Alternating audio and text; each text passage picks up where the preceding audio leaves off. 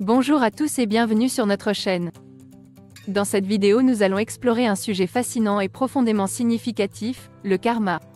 Pour beaucoup, le mot karma évoque des idées de destin ou de rétribution cosmique, mais aujourd'hui, nous allons plonger plus profondément dans ce concept, en dépassant les clichés et les malentendus. Je m'appelle Isabelle Chevalier, je suis membre de l'ordre maçonnique hermétique et c'est moi qui vais avoir le plaisir de vous accompagner tout au long de la vidéo. Le karma, un terme qui nous vient des anciennes traditions spirituelles de l'Inde, est souvent interprété comme la loi de cause à effet.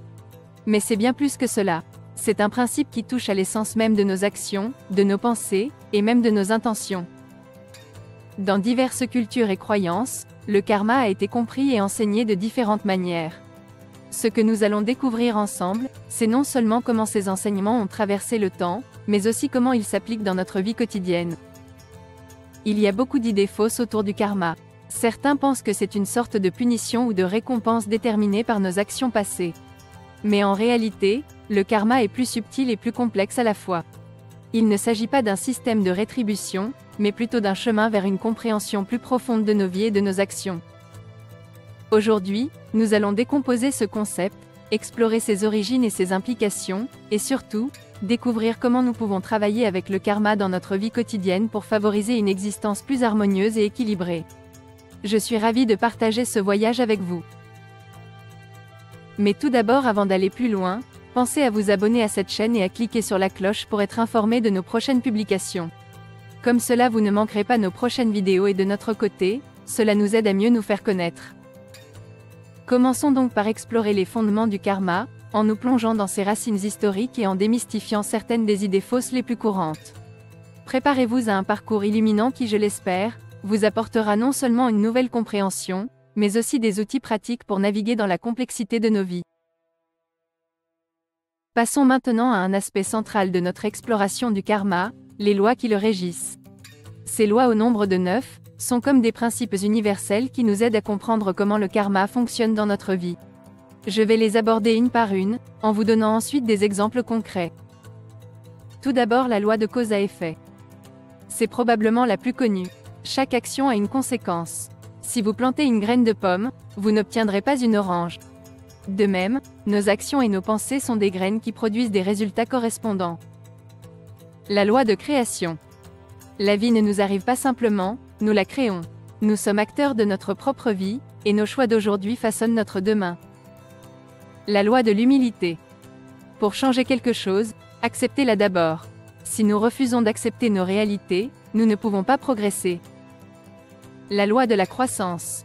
Notre croissance personnelle est tout ce que nous pouvons contrôler. Nous ne pouvons pas changer les autres, seulement nous-mêmes. La loi de la responsabilité. Nous sommes responsables de ce qui arrive dans notre vie. Notre environnement est souvent un reflet de notre état intérieur. La loi de la connexion. Le passé, le présent et le futur sont tous reliés. Chaque étape de notre vie est fondamentale et influence l'ensemble de notre parcours. La loi de la focalisation. On ne peut pas penser à deux choses en même temps. Quand on se concentre sur des pensées spirituelles, il n'y a pas de place pour la basse énergie ou les ressentiments. La loi du don et de l'hospitalité. Nos croyances doivent se refléter dans nos actions. Si nous croyons en quelque chose, nous devons être prêts à le démontrer à travers nos actes. Et enfin, la loi du changement. L'histoire se répète jusqu'à ce que nous apprenions les leçons nécessaires pour changer notre chemin. Pour illustrer ces lois, prenons l'exemple d'une situation professionnelle. Si vous travaillez dur, loi de cause à effet, en reconnaissant votre rôle dans le succès de l'équipe, loi de l'humilité, et en vous concentrant sur votre croissance personnelle, loi de la croissance, vous créez activement votre avenir, loi de création. En assumant la responsabilité de vos actions, loi de la responsabilité, et en comprenant comment elle s'insère dans le grand schéma des choses, loi de la connexion, vous restez concentré sur vos objectifs, loi de la focalisation. En donnant le meilleur de vous-même, loi du don et de l'hospitalité, vous invitez le changement positif, loi du changement dans votre vie professionnelle. Ces lois du karma ne sont pas des règles strictes, mais des principes qui nous aident à naviguer dans la complexité de nos vies avec plus de conscience et de sagesse. En les comprenant et en les appliquant, nous pouvons non seulement améliorer notre propre existence, mais aussi contribuer positivement à celle des autres. Nous abordons maintenant un aspect crucial de notre voyage avec le karma, l'auto-évaluation et la prise de conscience de notre propre karma. Cette étape est essentielle car elle nous permet de comprendre comment nos actions et nos pensées influencent notre parcours de vie. Alors comment faire? Je vais vous l'expliquer. Prenez des notes car ce que je vais vous dire là est très important et vous allez pouvoir l'appliquer dans votre vie. Pour commencer, il est important de se poser des questions introspectives. Comment mes actions passées ont-elles influencé ma situation actuelle? Suis-je souvent confronté à des schémas répétitifs dans ma vie? Ces questions nous aident à tracer le fil de notre karma personnel. Nous devons également réfléchir à nos interactions avec les autres. Comment mes actions affectent-elles ceux qui m'entourent? Cette réflexion peut révéler des aspects de notre karma que nous ne percevions pas. L'ordre maçonnique hermétique conduit dans ses loges des méditations guidées, conçues pour aider les pratiquants à explorer leurs vies antérieures et le karma. Ces méditations visent à accéder à la mémoire des vies antérieures. L'idée est que par la méditation profonde, on peut dépasser les barrières du subconscient pour toucher à ces souvenirs enfouis. En prenant conscience de leurs vies antérieures, les pratiquants pourraient mieux comprendre les motifs et les leçons de leur vie actuelle, ainsi que les dynamiques de leur karma personnel. Ensuite, il s'agit de pratiquer l'autoréflexion régulière, peut-être en fin de journée, pour évaluer nos actions et leurs répercussions. Une fois que nous avons une meilleure compréhension de notre karma, l'étape suivante est l'acceptation.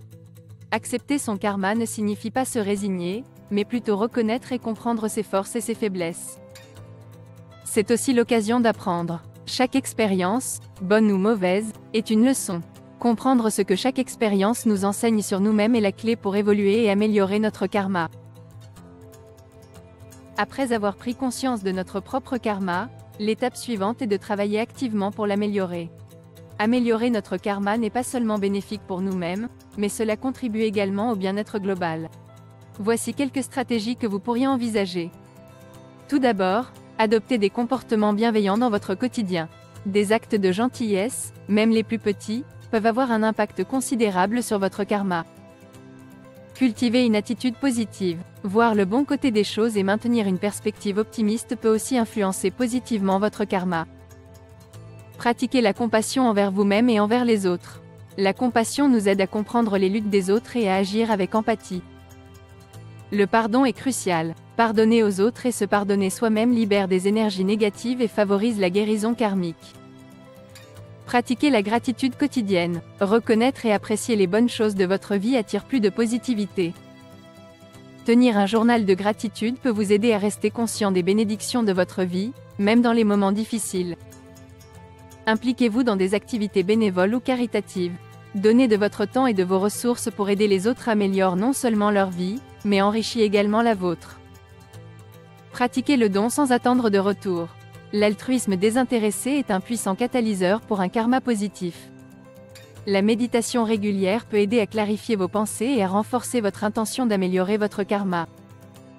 Intégrez des pratiques spirituelles qui résonnent avec vous, qu'il s'agisse de prières, de chants ou d'autres formes de pratiques spirituelles. Soyez ouverts aux leçons de la vie. Chaque expérience, qu'elle soit positive ou négative, offre une opportunité d'apprentissage et d'amélioration karmique. En mettant en pratique ces stratégies, vous pouvez travailler activement à améliorer votre karma. Rappelez-vous que le karma n'est pas seulement une question de destin ou de chance, mais le résultat de nos actions conscientes et de nos choix de vie. Chaque petit pas dans la bonne direction compte, et avec le temps, ces efforts peuvent transformer non seulement votre propre vie, mais aussi celle de ceux qui vous entourent. Passons maintenant à un aspect souvent délicat mais incroyablement enrichissant de notre travail avec le karma, la gestion des défis karmiques. Nous avons tous, à un moment ou à un autre, rencontré des situations qui semblent nous tester de manière répétée, que ce soit dans nos relations, notre carrière, ou d'autres domaines de la vie. Ces défis ne sont pas des obstacles sans raison, ils sont là pour nous enseigner des leçons vitales et nous aider à évoluer. Voici comment nous pouvons les aborder de manière constructive. La première étape pour gérer un défi karmique est de le reconnaître et de comprendre ce qu'il essaie de nous enseigner. Chaque défi porte en lui une leçon. Par exemple, si vous vous trouvez constamment en conflit avec les autres, le défi peut être de développer plus d'empathie ou de meilleures compétences en communication. Il faut ensuite accepter. Accepter ne signifie pas se résigner. Cela signifie reconnaître la réalité de la situation sans jugement et avec la volonté de comprendre ce qu'elle peut nous apprendre. Une fois que nous comprenons le but du défi karmique, il est crucial de développer des stratégies pour y faire face. Cela peut inclure des techniques de gestion du stress comme la méditation, le yoga, ou simplement prendre le temps de se détendre et de se recentrer. Apprendre à réagir de manière constructive aux situations difficiles est essentiel. Cela peut signifier prendre du recul avant de répondre à une provocation, ou chercher des moyens de transformer un conflit en conversation constructive. Ensuite, il s'agit de transformer les expériences négatives en positives. Chaque défi karmique est une opportunité de croissance. Par exemple, si vous vivez une perte, cela pourrait être une chance de développer la résilience ou de renouer avec des valeurs ou des personnes importantes. Pratiquer la méditation sur la compassion peut être extrêmement bénéfique pour gérer les défis karmiques.